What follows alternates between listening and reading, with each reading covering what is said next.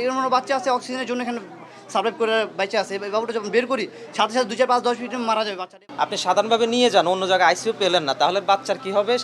Oxygen level কমবে, heartbeat বেড়ে যাবে এবং সাথে সাথে ব্লিডিং হয়ে বাচ্চা মারা যেতে পারে। এটার দায়ভার কি গভর্নমেন্ট নেবে?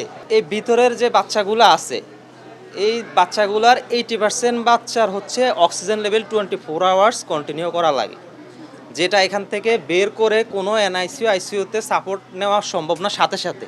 কারণ এটা যদি আপনি এনআইসিইউ থেকে বাচ্চা 80% বাচ্চা 24 আওয়ার্স কন্টিনিউ করতে হচ্ছে অক্সিজেন লেভেল, আপনি সাধারণভাবে নিয়ে যান অন্য জায়গায় আইসিইউ পেলেন না, তাহলে বাচ্চার কি হবে?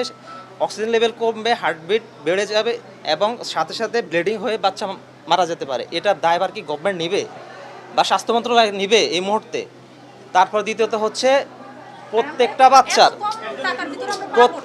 প্রত্যেকটা বাচ্চার অ্যান্টিবায়োটিকের ডোজ চলতেছে। আপনারা সবাই জানেন অ্যান্টিবায়োটিক এমন একটা গুরুত্বপূর্ণ জিনিস যেটা ইনজেকশন আকারে চলতেছে 2 বেলা 3 বেলা 4 বেলা, এবং অ্যান্টিবায়োটিকের এক একটা ডোজ যদি 6 দিনে, আমি 7 দিনের ডোজ আছে, 6 দিন আমি দেওয়ার পরে যদি এক বেলা মিসিং হয় তাহলে আমার পুরো অ্যান্টিবায়োটিকের ডোজ কন্টিনিউ করা আবার রিকভারি করা এটা খুব কষ্টকর, যা মানে আমাদের জন্য। তো আমাদের যে রোগীগুলো অসুস্থ আছে এখান থেকে আমরা নিব, নেওয়ার সময় যদি কোনো দুর্ঘটনা ঘটে, যে মেডিকেল আর কয়েকটা আমাদের হসপিটাল সাজেস্ট করছে সরকারিভাবে, ওইগুলো নেওয়ার সময় জন্য একটা বাবুর মানে যে কোনো একটা ক্ষতিগ্রস্ত হলে এটাকে সরকার দায়ভার নিবে।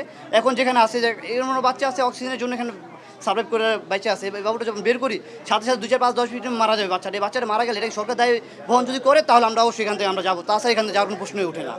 এটা আমাদের ফাইনাল ডিসিশন। এখানকার পরিবেশ আমরা খুব ভালো পাইতেছি। এখানে আসার পর তো আমাদের একটি বাবু একটা দুর্ঘটনা ঘটছে, প্রতিটা হসপিটালেই একটা দুর্ঘটনা থাকে।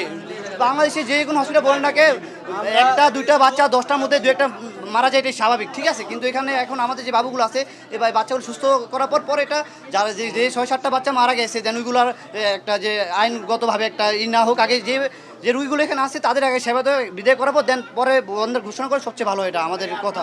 স্বাস্থ্য অধিদপ্তর যে সিদ্ধান্ত দিয়েছে তা আমরা সঠিকভাবে প্রতিপালন করব।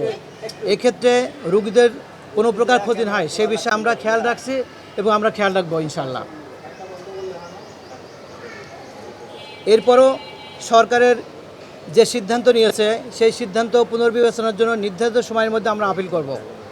আমরা আশা করব জনগণের কথা বিবেচনা করে সরকার জনস্বার্থে হাসপাতালের স্বাভাবিক কার্যক্রম চলমান রাখবেন, আমাদের সেই অনুমতি দেবেন।